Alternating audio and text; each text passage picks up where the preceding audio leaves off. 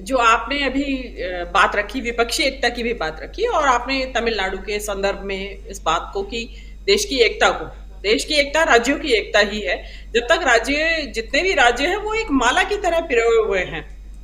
जो संविधान में लिखा है कि राज्यों का एक संघ है, उसका मतलब ही यही है। राज्यों का केंद्र नहीं, सेंटर नहीं कहा गया है ना। संविधान में कभी भी सेंटर का, कहीं पे भी सेंटर वर्ड का इस्तेमाल नहीं किया है, जिसको कि आजकल हम लोग अपनी आम भाषा में इस्तेमाल कर लेते हैं। सेंटर का मतलब होता है कि एक गोला है और उसके बीच में केंद्र बिंदु है, ऐसा नहीं है।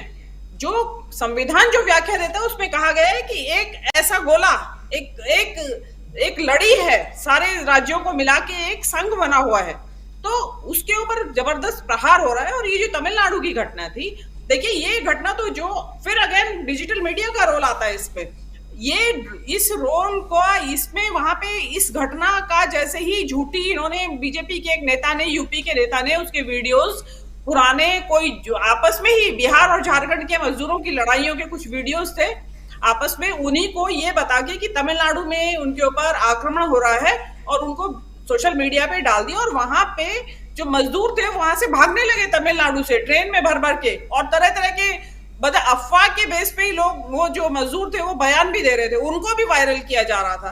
तो आप ये अंदाजा लगाइए कि वहां क्या माहौल बनने वाला था तमिलनाडु के अंदर, और बन चुका था। वो तो तमिलनाडु सरकार की समझदारी रही कि उन्होंने अपने जो पुलिस के ऑफिसर्स थे, जो हिंदी भाषी पुलिस ऑफिसर्स थे, जो बिहार से या उत्तर प्रदेश के जो ऑफिसर्स थे, मतलब जो ऑफिसर जो वहां के रहने वाले थे लेकिन काडर उनका तमिलनाडु था, तो उनको काम पे लगाया। और उन्होंने पब्लिक में आके, टीवी पे, चैनल्स पे आके और सोशल मीडिया पे उन्होंने बयान दिए और बताया कि एक्चुअल क्या है। ये तो आर्ट न्यूज, जो ये मोहम्मद जुबैर जिसको इन्होंने जेल में डाला था, ये तो उस व्यक्ति ने जो तत्परता दिखाई, उसने उस तत्परता के साथ उसका भंडाफोड़ किया उन वीडियोस का, तो स्थिति को तुरंत नियंत्रण में ले लिया गया। अदरवाइज आप देख सकते हैं क्या होता। देखिए इसमें बहुत एक बहुत गहरा, ये जो राहुल गांधी कोई मामूली बात नहीं कह रहे, ये खतरा है।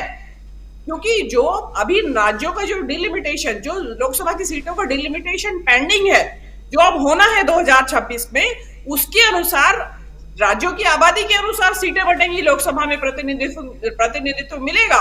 तो उसमें तमिलनाडु की सीटों में बढ़ोतरी नहीं होगी। साउथ इंडिया के जितने भी स्टेट्स हैं उनकी सीटों में बढ़ोतरी नहीं होगी, क्योंकि वहां जन्म दर 0 आ चुकी है। लेवल उनका बहुत घटा लिया है उन्होंने, शिक्षा की वजह से, विकास की वजह से, ह्यूमन डेवलपमेंट इंडेक्स की वजह से। लेकिन उत्तर भारत के जो हिंदी पट्टी है, उनके सीटों में अचानक वृद्धि हो जाएगी। और इसका क्या है, इसके पीछे नाराजगी क्या है साउथ इंडिया के राज्यों की? क्योंकि टैक्स देने में साउथ इंडिया के राज्य हैं, 5 राज्य सबसे ज्यादा टैक्स देते हैं, और जो हिंदी पट्टी है वो वहां कुछ है ही नहीं। इनफैक्ट हिंदी पट्टी को फीड कर रहे हैं साउथ के राज्य। तो उनका ये कहना है कि भाई हम कमा के हम खिलाने के लिए हैं कि इन लोगों को, हिंदी पट्टी के लोगों को, कि हमें लोकसभा में प्रतिनिधित्व नहीं मिलेगा। अब देखिए ये 2026 में एक बहुत बड़ा वो सामने आएगा, तनाव राज्यों के बीच में, और जो साउथ के राज्य हैं और इसके सेंटर के राज्य है, सेंटर है, मतलब केंद्र सरकार है, जो संघ की सरकार है। तो मोदी जी इस बात को नहीं समझ रहे हैं, या वो चाहते हैं कि इस तरह का टकराव पैदा हो। लेकिन ये टकराव कोई अच्छी चीज नहीं है, बहुत घातक साबित होगा। और आपने उसका काट क्या निकाली कि आपने वहां मजदूरों के जरिए राज्यों को लड़वाने का निकाल दिया आपस में, कि नॉर्थ के राज्य जो है, हिंदी पट्टी के राज्य, तमिलनाडु से लड़े कि भाई हमारे यहाँ के मजदूरों के ऊपर ये हो रहा है। तो ये जो खतरनाक जो इनका है कि पहले धर्म के आधार पे क्षत विक्षत कर दिया देश को, अब राज्य टू राज्य लड़ाई हो रही है। तो कितने राज्यों को आप आपस में लड़ाएंगे? और देखिए जो साउथ के राज्य है वहां पे जो प्रॉस्पेरिटी है और जो वहां जो डेवलपमेंट है, वहां पे बहुत आगे है साउथ के राज्य, यूरोपियन स्टैंडर्ड के तरफ तरक्की है वहां की। तो आप वहां पे, वो तो बहुत सारे जो यूपी, बिहार और जो हिंदी पट्टी के जो राज्य हैं, जो तथाकथित तौर पे जो पिछड़े हुए राज्य हैं आर्थिक रूप से, उनको बहुत बड़ा रोजगार दे रहे हैं वो। और डेफिनेटली उनको भी लेबर की जरूरत है, क्योंकि वहां इतनी ज्यादा डेवलपमेंट हो चुका है कि वहां उनकी अपने लोकल स्केर्सिटी है। तो आप कर क्या रहे हैं? मतलब एक बैलेंस है इस देश के अंदर कि, और ना कोई रोक है कि भाई कोई कहीं भी जाके व्यापार कर सकता है, नौकरी कर सकता है, मजदूरी करना चाहे मजदूरी कर सकता है। लेकिन आप भिड़ाने में लगे हैं। क्यों भिड़ाने में लगे? असल में चिढ़ है। क्योंकि देखिए दक्षिण भारत के राज्यों में साक्षरता की दर इतनी ज्यादा है, साक्षरता या ये कह दीजिए सुशिक्षा तो इतनी ज्यादा है कि वहां पे कोई खरीदार नहीं है मोदी जी की आइडियोलॉजी का। जो जी। भाजपा की आइडियोलॉजी है, जो ये भगवा विचारधारा है, उसके खरीदार वहां नहीं है। अभी आपने कल सुना होगा कि भाजपा, ये जो घटनाक्रम हुआ सारा तमिलनाडु में मजदूरों का इन्होंने झूठा फैलाया, तो भाजपा के 13 नेता बीजेपी छोड़ गए पार्टी अपनी, उन्होंने बीजेपी छोड़ दी है। तो क्या मतलब है? देखिए कभी आपने सुना होगा कि बीजेपी के नेता पार्टी छोड़ के चले गए? ये तमिलनाडु में हुआ है चमत्कार। क्यों बिल्कुल। हुआ है? क्योंकि वहां की मानसिकता अलग है अन्य अलग देश से, साउथ इंडिया में।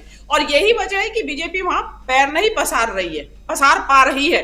कोशिश बहुत है, धनबल भी लग रहा है और अदरवाइज भी पूरा जिस बाहुबल भी लगाया जा रहा है, लेकिन वहां नहीं वहां जड़े जमा पा रही है बीजेपी। तो ये तो बहुत सोच समझ के, और ये राहुल गांधी ने कोई गलत बात नहीं कह दी है वहां पे। वो एक देश की, किसी ने सवाल पूछा, उन्होंने सवाल दे दिया। और रही बात देश को तोड़ने और मरोड़ने की या लोकतंत्र की बात, तो संयुक्त राष्ट्र संघ की स्थापना ही इसीलिए हुई थी कि जो हिटलर ने किया विश्व के साथ, जो न केवल अपने देश के लोकतंत्र को खा गया, वो उसके आसपास सारे पंख पसार दिए। तो उनको समझ में आया कि इन चीजों को शुरू होने से पहले ही रोकना पड़ेगा। तो आपको, मैं तो ये कहती हूँ, राहुल गांधी ने तो कुछ भी नहीं कहा है। उन्होंने तो उल्टे ये कहा है कि हमारे देश में अगर लोकतंत्र खतरे में है तो उसका इलाज या उसका प्रतिकार हम अपने आप करेंगे, हमारी जनता करेगी। उन्होंने किसी देश को कॉल नहीं किया, बल्कि सवाल पूछा गया था उनसे, यही सवाल पूछा गया था उनसे। तो ये भी सवाल पूछा था कि वहां पे जो जर्नलिस्ट एसोसिएशन थी, उसमें एक लेडी बैठी थी, उसने कहा कि मेरे फादर खुद आरएसएस में थे, और ना उन्हें भी आज बहुत अफसोस होता है कि जो देश हमारा था वो अब क्या हो गया है। और उसने अपने आप को भी कहा कि मुझे बहुत दुख होता है कि हमारे भारत देश को ये क्या हाल बना दिया गया है। वो चीजें नहीं बीजेपी बताएगी मीडिया को कि वहां लोग खुद कह रहे हैं ऐसा, आपके भारतीय ही कह रहे हैं वो, लेकिन वो चीजें बाहर नहीं आ रही हैं। और आप पप्पू कहिए या कुछ भी कहिए, मैं तो ये वर्ड इस्तेमाल ही नहीं करती हूँ। इससे आपका ही बौद्धिक स्तर दिखाई देता है कि आप कितने निम्न बौद्धिक स्तर के व्यक्ति हैं, जिसको कि मंत्री बना दिया गया है केंद्र की सरकार में। तो उल्टे आप अपने लिए ही बुरा, you are bringing bad name to yourself. Rahul Gandhi का कुछ नहीं बिगड़ रहा है, उनको अपनी भाषा पे संयम लाना पड़ेगा, लेकिन वो नहीं समझेंगे कि उनका यहाँ तो ये है ना कि जो जितनी गंदी भाषा इस्तेमाल करेगा कांग्रेस और राहुल के खिलाफ, वो उतना ही ऊपर जाएगा। तो शायद किरण रिजिजू के दिमाग में भी यही चीज है, और सही भी है, क्योंकि वहां है ऐसा रिवाज।